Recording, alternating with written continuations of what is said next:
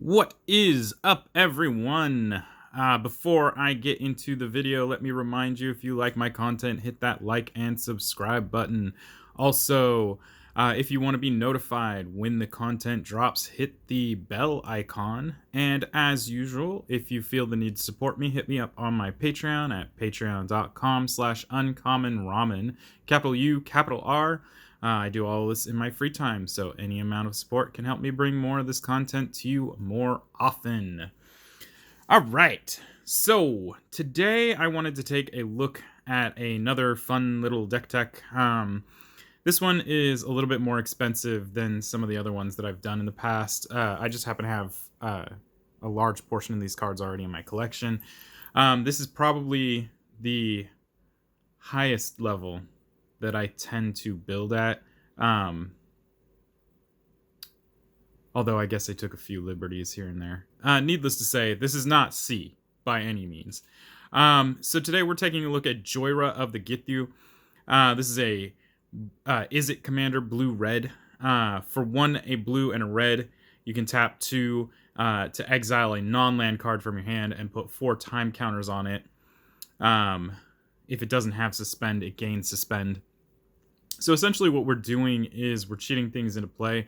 The beauty of this card is that it is, as long as you have mana open, it's practically impossible to interact with her. Because no matter what you do, you can just, in response, use her ability to suspend something before she dies. The other upside to her is that she only costs 3. So bringing her, recasting her from the command zone is much easier than certain commanders generally can be. So the idea here is that we're going to suspend obscene and obnoxious cards, and we'll just jump into what those are. This one is built kind of Eldrazi tribal-ish to a degree. So the first thing we're going to do is we're going to look at the creatures that I added in here.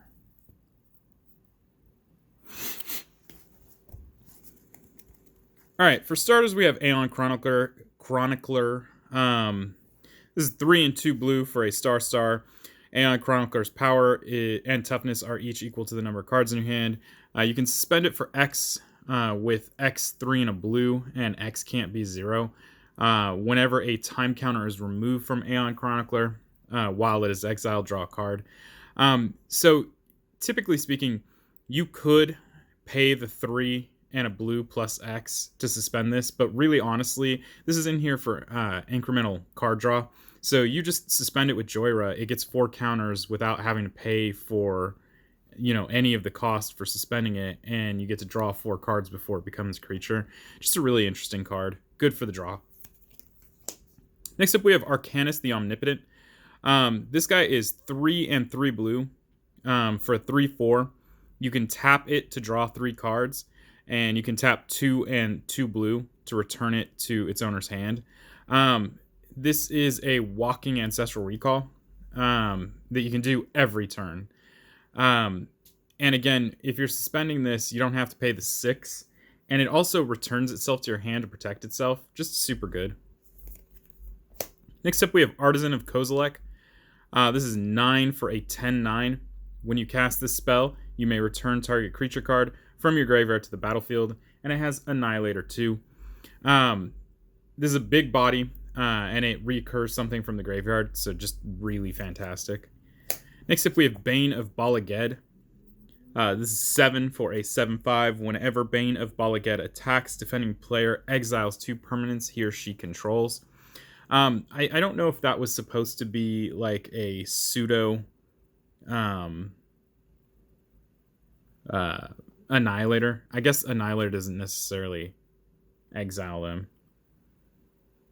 Yeah, they only sacrifice 2. But anyway, it basically functions like a Annihilator trigger, except that they exile the cards instead. So super good. Again, 7/5 body for 7. Next up, we have Blightsteel Colossus, 12 for an 11/11. Trample, Infect, Indestructible. If Blightsteel Colossus would be put into a graveyard from anywhere, reveal Blightsteel Colossus and shuffle it into its owner's library instead. So it prevents itself from being able to recur from the graveyard. But this guy, if it connects with a player, especially with no blockers, will kill somebody instantly. So it's just a fantastic card. It's indestructible. It has trample, so even if they do block it, it's still going to deal some sort of damage. Just fantastic. Next up, we have Breaker of Armies. This is 8 for a 10/8. All creatures able to block Breaker of Armies do so. This, again, is in here to bait out blockers and swing in for clear damage, especially if you have Blight Seal. That Blight Seal with the Breaker guarantees somebody's toast. Next up, we have Darksteel Colossus, 11 for an 11/11 trample. It's indestructible, and same text as Blightsteel. If it would be put into a graveyard from anywhere, reveal it and shuffle it into its owner's library. We can cheat it into play, but we cannot cheat it into play from the graveyard, basically. Next up, we have Desolation Twin, 10 for a 10/10. If it was cast, you get to create a 10/10 Eldrazi creature token. Next up, we have Atali, the Primal Storm, 4 and 2 red for a 6/6. When Atali Primal Storm attacks, exile the top card of each player's library. Then you may cast any number of spells from among those cards without paying their mana cost. This is a great way to basically play your opponent's decks and possibly get something useful from them. Next up, we have Inkwell Leviathan, 7 and 2 blue for a 7/11 trample with Island Walk and Shroud.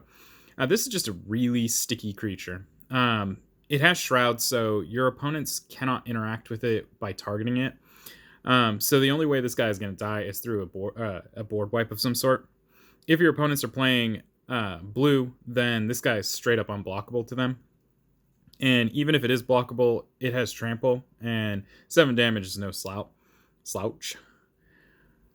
Next up, we have It That Betrays. This is 12 for an 11/11 with Annihilator 2. Whenever an opponent sacrifices a non-token permanent, put that card onto the battlefield under your control. This is super good with Annihilator triggers, and in general just means that your opponent is going to spend a lot of time giving you their stuff, or sacrificing things they don't necessarily want to sacrifice in order to keep you from having their stuff. Next up, we have Jhoira's Time Bug. This is going to be the first of many cards that manipulate time counters. For 2, it's a 1/2, and you can tap it. Choose target permanent you control or suspended card you own. If that permanent or card has a time counter on it, you may remove a time counter from it or put another time counter on it. This is to speed up the process to make that cheating in effect a lot quicker. Next up, we have Jin Cataxius, Core Augur. 8 and 2 blue for a 5/4 flash. At the beginning of your end step, draw 7 cards. Each opponent's maximum hand size is reduced by 7. I feel that the most effective way to keep your opponent from interacting with you while you're doing whatever it is you're doing is to make sure they just don't have a hand to interact with, and Core Augur does that for you. Next up, we have Jin Cataxius, Progress Tyrant, 5 and 2 blue for a 5/5. Whenever you cast an artifact, instant, or sorcery spell, copy that spell, and you may choose new targets for that copy. You can only use that ability once each turn. And whenever an opponent casts an artifact, instant, or sorcery spell, you counter that spell, and that ability can only trigger once per turn. I have played against this card many times. I have a buddy who runs this as a mono blue commander, and I can tell you from firsthand experience how insanely annoying that ability is. So obviously we got to run it in here. Next up, we have Kozilek, Butcher of Truth.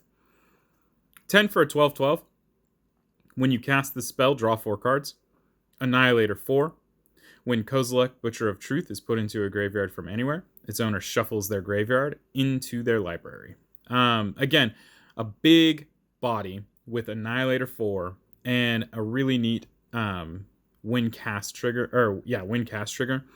Can't go wrong with this guy. Next up, we have Kozilek, the Great Distortion. 8 and 2 colorless. 2 generic. For a 12/12. When you cast this spell, if you have fewer than 7 cards in your hand, draw cards equal to the difference. It has Menace, and discard a card with mana value X, counter target spell with mana value X. This is actually an incredibly good card. I know that this Secret Lair reprint made the price drop a little bit, but it definitely is worth every penny. Starting with drawing the difference. So if you have 1 card in your hand, you draw 6 cards, which is incredible. It has Menace, which means that it has some sort of evasion. You're going to have to block it with 2 creatures in order to block it at all. And you can discard a card with mana value X at any point in time to counter target spell with mana value X. This is great for, in this deck, countering big things, but there are also tons of small casting costs in here that you can use to counter some of the smaller stuff as well. It just helps to protect you from interaction from your opponents. Next up, we have Pathraiser of Ulamog. This is 11 for a 9/9 Annihilator 3. Pathraiser of Ulamog can't be blocked except by 3 or more creatures. So it has like Super Menace on it. Again, it's a 9/9 with Annihilator 3, which is just an annoying effect to begin with. Next up, we have Platinum Empyrean. This is 8 for an 8/8. Your life total cannot change. This is in here kind of as a bait, almost. If we are in the process of getting these big beaters on the board, you pretty much have already got the game close to 1, or you are going to win the game. So Platinum Empyrean is in here kind of just to bait out some hate from your opponents, because they may fall for it being the target here. Next up, we have Rift Elemental, 1 red for a 1/1. You can tap 1 and a red to remove a time counter from a permanent you control or suspend a card you own. And Rift Elemental gets +2/+0 until end of turn. Another great way to manipulate time counters. This makes this guy a little bit bigger, so you can attack in the early game before your opponents have any like real big blockers on the table. And you can slowly but surely remove counters from your suspended stuff to get them into play even earlier.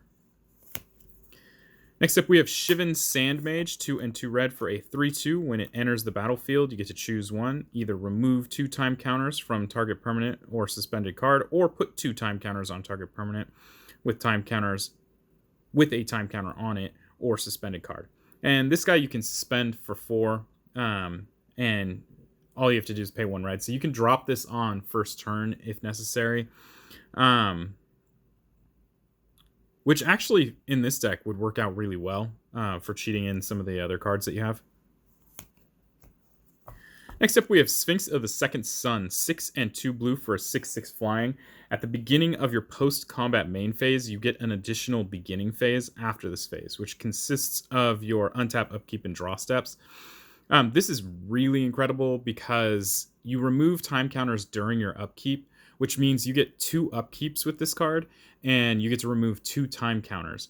Jhoira suspends things with 4 time counters on them. So if you have 2 upkeeps, that means that it's 2 turns in total of removing time counters before you get something in play, as opposed to what it would have originally been 4 turns. So anything that increases the number of upkeeps you have in this deck is actually really good. Next up, we have Timebender, 1 blue for a 1/1. You can morph it for 1 blue. When Timebender is turned face up, choose 1, remove 2 time counters from target permanent or suspended card, or put 2 time counters on target permanent with a time counter on it or suspended card. Again, we're just manipulating those time counters. Next up, we have Ulamog's Crusher, 8 for an 8/8 with Annihilator 2. Plain and simple, it attacks each combat if able. So super aggressive, has to attack, very big body, Annihilator 2. Very little wrong with this card.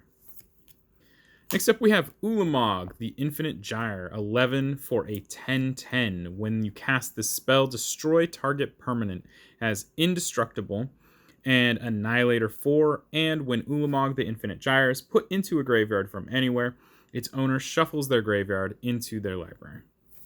So everything on this card is good text. It's indestructible. When it enters the battlefield, you get to destroy target permanent. So if there's something just outright annoying you, boom, it's dead. Annihilator 4. It's destroying destroying 4 things every time it attacks. And it has the same thing where it cannot be reanimated because it can never hit the graveyard. Next up, we have Void Winnower. Void Winnower is 9 for an 11/9. Your opponents cannot cast spells with even converted mana costs, and your opponents can't block with creatures with even converted mana costs. This is just in here to be annoying. This kind of has like a hit and miss type thing, but the fact that it's an 11/9 is enough to make it a big threat. Most people don't want to see this. This shuts off a large portion of counter spells. This shuts off a large portion of board wipes. It just in general shuts off a large portion of cards. So, beautiful card. And finally, I think that's finally. Yep, finally we have Wild Magic Sorcerer. This is 3 and a red. The first spell you cast from exile each turn has Cascade. Every single card that you suspend is being cast from exile. So it's giving all of those cards Cascade. And we were looking at the mana costs of these. These cards have huge mana costs. So Wild Magic Sorcerer basically gets you to Cascade into something that is just absolutely big in response. So maybe 2 Eldrazi or an Eldrazi and some ridiculous spell. Who knows? But really, really good in this deck. Next, we're going to take a look at instants. The instant suite in here is going to be a lot of things to protect yourself, as well as manipulate time counters, so on and so forth. Starting with Arcane Denial. When I say protect ourselves, counterspells count here. This is 1 and a blue. Counter target spell. Its controller may draw up to 2 cards at the beginning of the next turn's upkeep, and you draw 1 card at the beginning of the next turn's upkeep. Plain and simple, counter a spell. We don't have to worry about what kind of spell, so this hits both creature and non-creature. And you get to draw a card. Granted, your opponent gets to draw 2 cards as well. When you're in that deep, that might not even be a problem. Next up, we have Brainstorm. 1 blue, draw 3 cards, then put 2 cards from your hand on top of your library in any order.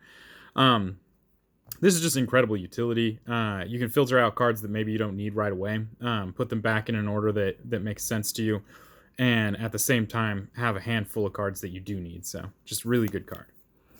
Next up, we have Clock Spinning. Clock Spinning is the best time counter remover in this deck. It is 1 blue with buyback cost of 3.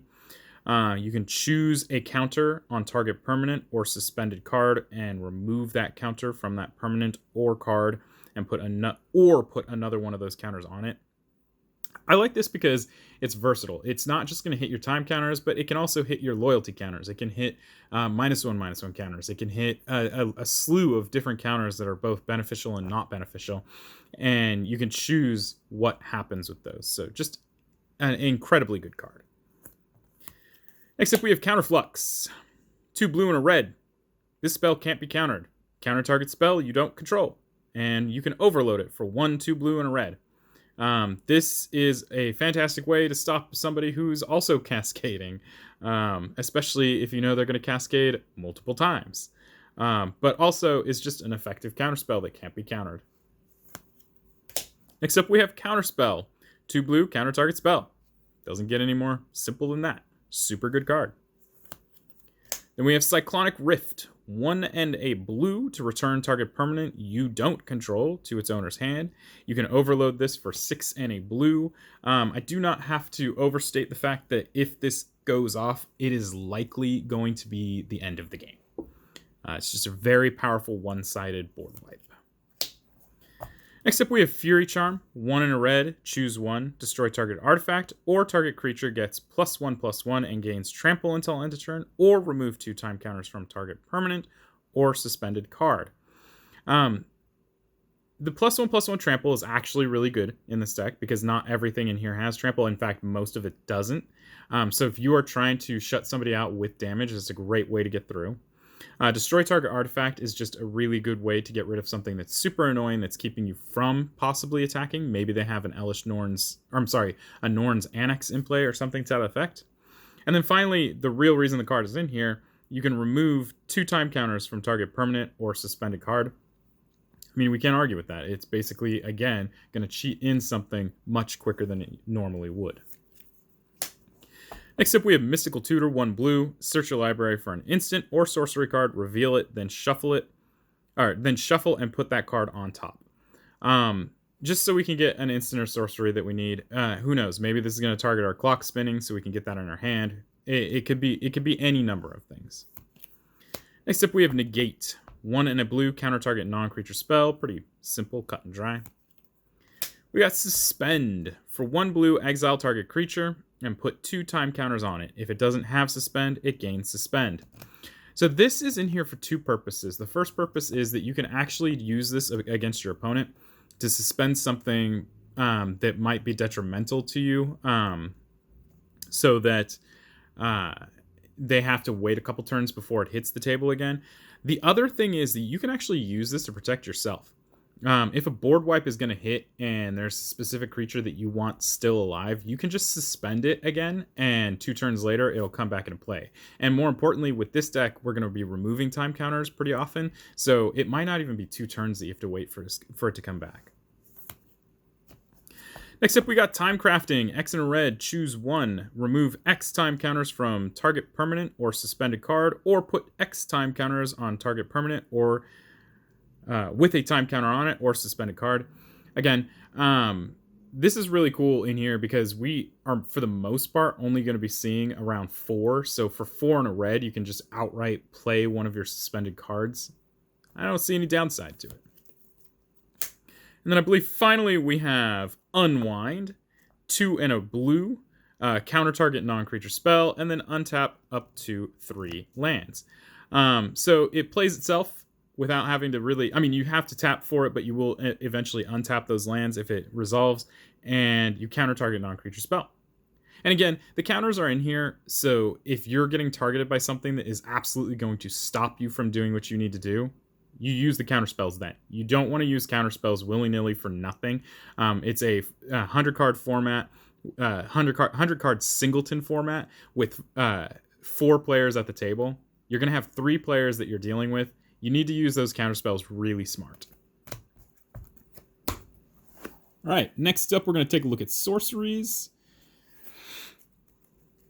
Starting with Aminatu's Augury. 6 and 2 blue, exile the top 8 cards of your library. You may put a land card from among them onto the battlefield. Until end of turn, for each non-land card type, you may cast a card of that type from among exiled cards without paying its mana cost. I don't know why this got slept on for so long. It is 8 mana, I get that, but when it does pop, it basically puts a slew of things into play for free.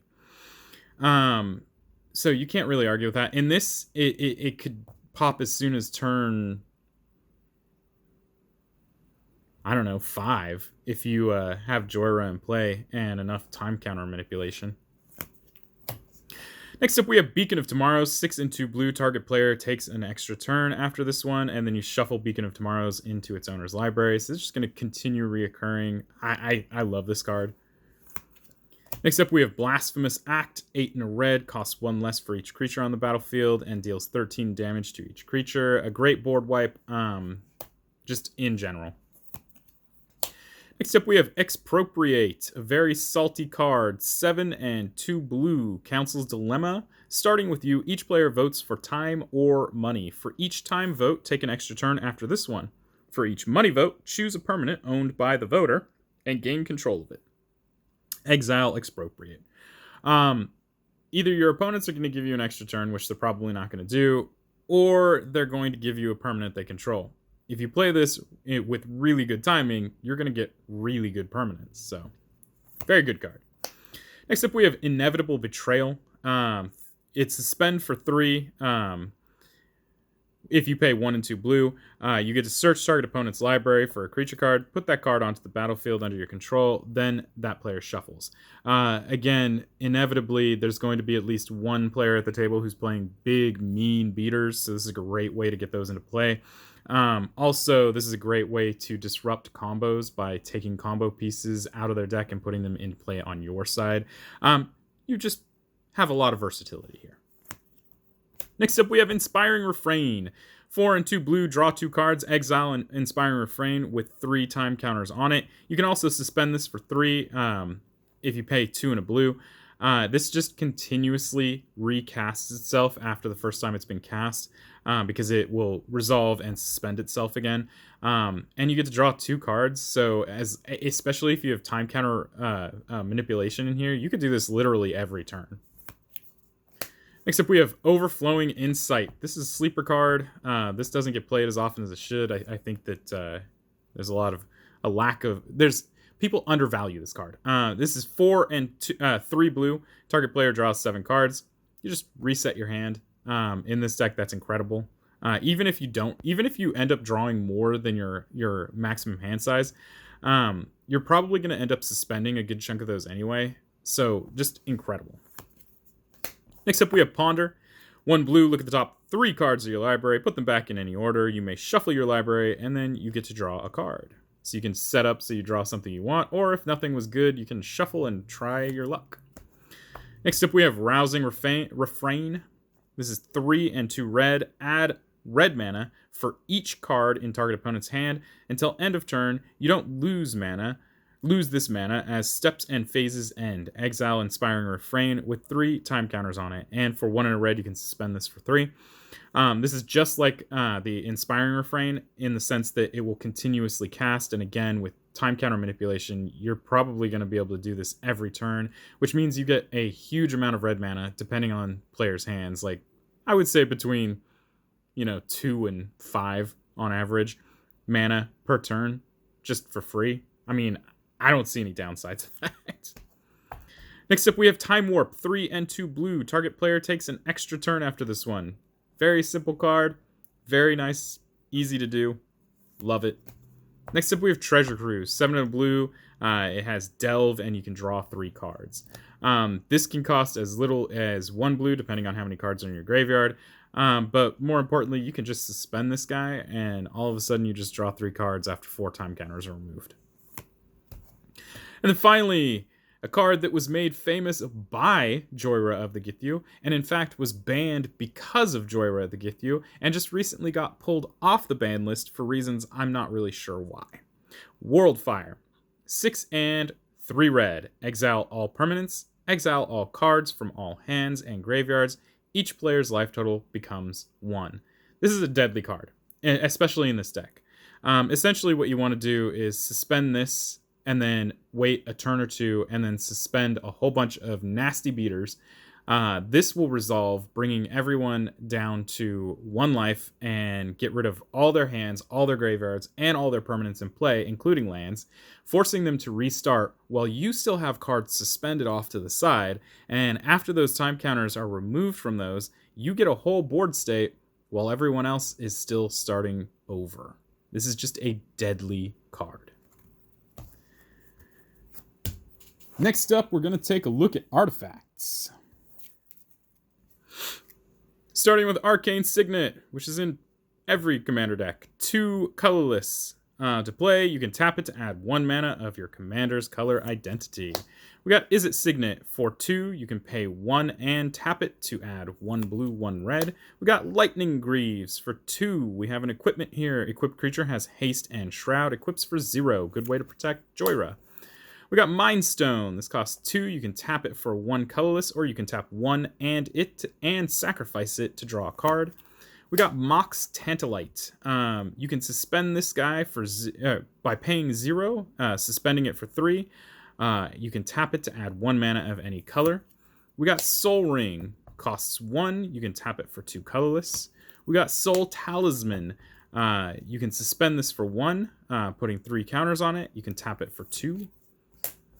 We got Swiftfoot Boots. This costs 2 for an equipment. Equipped creature has hexproof and haste, and it costs 1 to equip. Again, great way to protect Jhoira. We got Talisman of Creativity. Costs 2. You can tap it for colorless, or you can tap it for blue or red, if you take 1 damage. And then finally, I believe that's finally, yep, we have Thought Vessel. Costs 2. You have no maximum hand size, and you can tap it for 1 colorless. Next, we're going to look at the enchantments. Starting with Curse of Unbinding. 6 and a blue enchant player. At the beginning of enchanted players' upkeep, that player reveals the top card of their library until they reveal a creature card. Put that card onto the battlefield under your control. That player puts the rest of the cards revealed into their graveyard. This is just an absolutely disgusting enchantment. If you're playing somebody who's playing tribal, you're guaranteed to hit a ton of really incredible cards. If you're playing against somebody who's playing beater tribal, so big beefy creatures, is a great way to get those creatures onto your side and protect yourself. Just in general, this basically gets to use your opponent's creatures against them, and I love it. Next up, we have Mystic Remora. 1 blue, cumulative upkeep 1. Whenever target opponent successfully casts a non-creature spell, you get to draw a card. That player may pay 4 to counter this effect. It's basically Rhystic Study with a higher tax and a cumulative upkeep. Next up, we have Omniscience. This is also a game ender. For 7 and 3 blue, you may cast spells from your hand without paying their mana cost. If this card is allowed to resolve, it almost always means the game is over. With the number of beater creatures in here, mostly Eldrazi, tons of Annihilator triggers, it pretty much does make the game over. You have several cards in here that give you extra turns. Yeah, this is just a mean card. Next up, we have Paradox Haze. 2 and a blue enchant player. At the beginning of enchanted player's first upkeep each turn, that player gets an additional upkeep step after this step. Again, I said the more upkeeps you have with Suspend, the better, and this just helps with that. Finally, we have Warstorm Surge, another way to shut out the game. This is 5 and a red. Whenever a creature enters the battlefield under your control, it deals damage equal to its power to any target. We got creatures in here that are 12/12s. That is a lot of damage to sling at somebody just for casting it. And, you could shut out a game pretty quickly with this. Finally, we're going to look at the one Planeswalker we have in here. We have Ral Zarek. 2, a blue, and a red. Starts with 4 loyalty. For +1 loyalty, you can tap target permanent, then untap another target permanent. It's a great way to tap down a blocker on your opponent's side and untap maybe a land. Who knows? For -2, Ral Zarek deals 3 damage to any target. Just a really good way to protect himself. You can also bolt somebody to the face with it. And for -7, you get to flip 5 coins. You get to take an extra turn after this one for each coin that comes up heads. This is I recently used this for the ult, the -7, and I flipped 3 heads. So that's 3 extra turns. This is pretty darn good. On average, you're going to get 2.5 extra turns. So between 2 and 3 extra turns just because you flipped some coins. Super good. All right, next up, we're going to take a look at non-basic lands. Which is, pretty simple for a deck. We have Command Tower, taps for your commander's color identity. We have Fiery Islet. It is a type of pain land. You tap it, pay 1 life for 1 red or 1 blue. You can also tap 1 and sacrifice it to draw a card, so it kind of has like a Mind Stone type effect to it. With Is It Boilerworks, enters play tapped and is the red-blue bounce land. We have Mystic Sanctuary, counts as an island. Enters the battlefield tapped unless you control 3 or more other islands. And when it enters the battlefield untapped, you may put target instant or sorcery card from your graveyard on top of your library. So we get to recycle some of these really incredible cards that we have in here. Next up, we have Otawara, Soaring City. Taps for blue. It has channel 3 and a blue. Discard Otawara, Soaring City. Return target artifact, creature, enchantment, or planeswalker to its owner's hand. This ability costs 1 less to activate for each legendary creature you control. Another way to recycle some of those incredible cards in here. Next up, we have Reliquary Tower. You have no maximum hand size, and it taps for colorless. Next, we have Riverglide Pathway. Taps for blue and is modal double face, so turns into Lava Glide if we'd like to, which taps for red. Next up, we have Shivan Reef. This is very similar to the, I believe it's called Fiery Islet. Yeah, Fiery Islet, except that this one has tap for colorless, so we don't always have to take pain. But you can also tap it for blue or red if you have it deal 1 damage to you. Next, we have Spire Bluff Canal. This is the fast land for red-blue. Basically enters the battlefield tapped unless you control 2 or fewer lands. Then we have Steam Vents. This is shock land for red-blue. Then we have Sulphur Falls, the check land for red-blue. Then we have Training Center. This is the crowd land for red-blue. And lastly, we got our basic lands. We got 1, 2, 3, 4, 5, 6, 7, 8, 9, 10, 11, 12, 13, 14, 15, 16, 17 islands. And 1, 2, 3, 4 mountains. And that is the Jhoira Suspend deck. I have had an opportunity to play this several times, and it is kind of bonkers. It does not work fast, but it does work very efficiently.